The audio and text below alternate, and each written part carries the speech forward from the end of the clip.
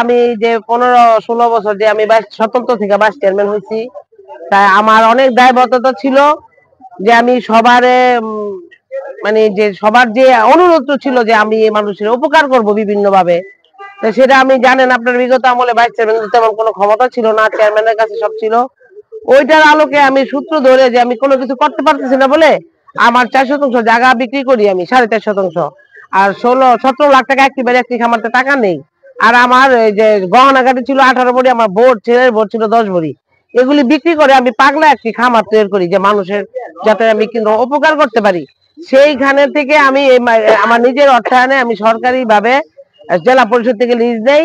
আর বাকি সড়ক ভবনের লিজের জন্য আমি আবেদন দেই সর্বোচ্চ নিচ মহল থেকে সর্বোচ্চ মহল পর্যন্ত। প্রধান প্রকৌশলী সিগনেচারও আমার ফাইলে দেওয়া আছে।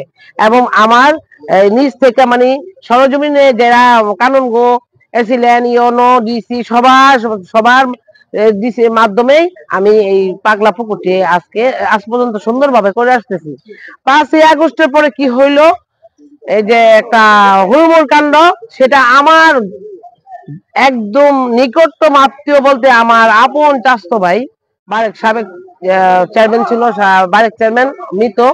ওনার 3-4টা ছেলে থেকে 2টা ছেলে বেশি উৎপাত করতেছে, একটা হলো সোহাগ আর একটা হলো শরণ।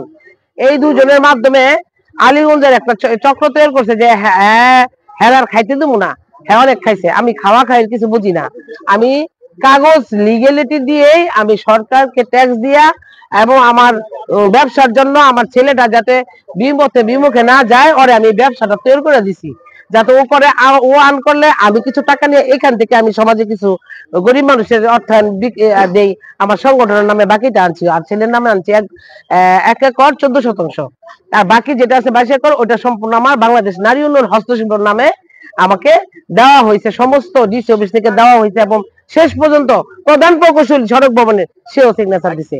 এখন আমার এই আলীগঞ্জের দুষ্কৃতিকারী বিএনপি পরিচয়ধারী এবং পলাশের ছত্র ছায়ায় আমার পিছু টান এখনো ছাড়তেছে না, আমারে আজকে হচ্ছে।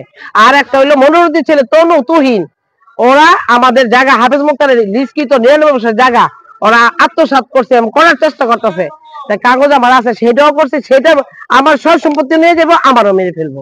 এখন আমি তো আপনাদের ইলেকট্রিক মিডিয়া যে আমাদের যে প্রশাসন হ্যাঁ, আমি পলাশের ব্যবস্থা আপনাদের ইলেকট্রিক মিডিয়া আপনাদের কাছে বলছি।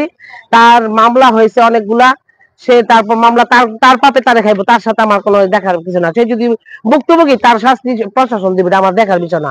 আমি যদি কোনো কিছু করে থাকি আমারও প্রশাসন শাস্তি দেব, আমি মাথা পাইতে নেবো, কিন্তু আমি অন্যায় না করে কেন অন্যায় দূষিত হবো।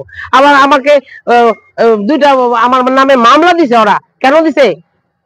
5ই আগস্টের পরে দেয় না, দিছে যে কিছুদিন আগে, 1 সপ্তাহ আগে আমাকে হয়রানি করার জন্য, আমাকে জব্দ করার জন্য, আমাকে আটকাইতে পারলে তারা আমার পুকুরটাকে ছিন্ন ভিন্ন করে আমার পুকুরের মাছগুলি খেয়ে ফেলবে। কারণ এত বড় পুকুর, আমার এই যে টাকা আমার কষ্টে অর্থিত টাকা কেন নিবো? আমি তো কোনো মাস্তানি করি নাই, আমি কোনো চাঁদাবাজি করি নাই, আমি কোনো জুস সন্ত্রাসী করি নাই। কেউ যদি কোনো গার্মেন্টস এর মালিক বলতে পারে আমার জীবনে কোনোদিন আমার এই চেয়ারম্যানের বয়সে আমাকে চায় না আমাকে দিছে, আমি চাঁদাবাজি করতে গেছি, তাহলে আমি মাথা পেতে শাস্তি আমরা গ্রহণ করবো। কিন্তু কেন বিনা অপরাধে আমাকে অপরাধী হতে হচ্ছে? বহু চেষ্টা করছি, ওরা বসার কথা ছিল এবং বসার কথা ছিল, ওরা বলে যে এমনি আমি ওদের দিয়ে দেবো না। আমি তো এখানে 52 লক্ষ টাকা খরচ করে ইনভেস্ট করে আমি ব্যবসা করছি, এখন তো এটা আমি এভাবে কেন দিব? তাই আমি বলছি আলোচনা সাপেক্ষে কম আর বেশি খরচ দিতে হবে না, কিছু দিয়ে তারপরে আমি তো ওর সাথে কম।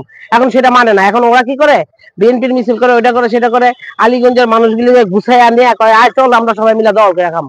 হ্যাঁ কি হ্যাঁ আমি লিজ নাই, এটা ওরা এই যে সোহাগে আর ওই যে সুজন টুজন যারা আছে সব। আমি কিন্তু তোরা আমার সাথে এমন করতে কি করবো খাইছেন 15 বছর, মানে এটার অর্থ কি আমি মাস্তানি করছি? আমি তো মাস্তানি করি নাই, আমি তো লিজ নিছি, লিজকৃত সম্পত্তি আমি আমার মতো ব্যবসা যেভাবে করে সেভাবে করে আসছি।